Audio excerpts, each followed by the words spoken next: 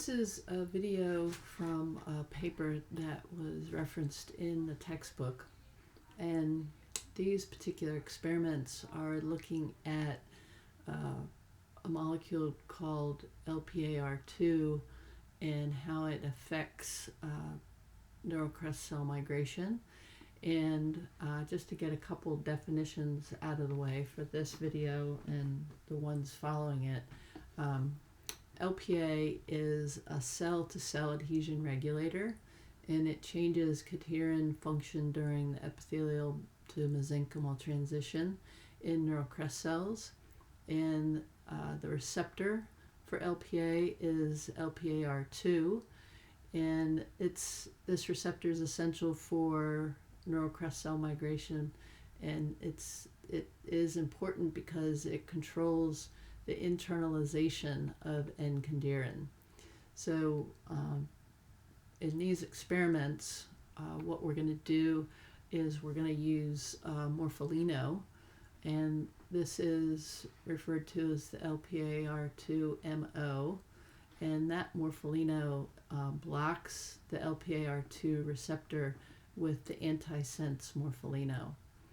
So what we're going to see here, we have the control cells on top, and we have the LPAR2MO cells on the bottom. And this is a chemotaxis assay to see if the LPAR2MO is exposed, those cells exposed to the morpholino, if they're mobile when they're exposed to SDF1. And in both cases, we have SDF1 in the tissue culture, and we'll see what happens with these cells. So I'll loop it a couple times, and so you can watch the cell movements.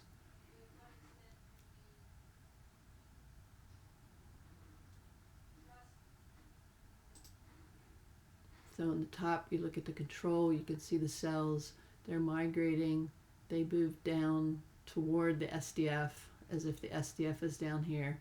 So the cells are migrating and they're kind of staying together. And now take a look at the bottom. You can see those cells, they are migrating in the same fashion, but they're dispersing more. And let's take one more look at the bottom. You can see how they kind of spread out more. So in this case, we can conclude from this that the cells were motile and they could respond to the SDF1, but they weren't as compact. They dispersed a little bit more. So this particular experiment is forcing the cells to abolish their cell-to-cell adhesion, so it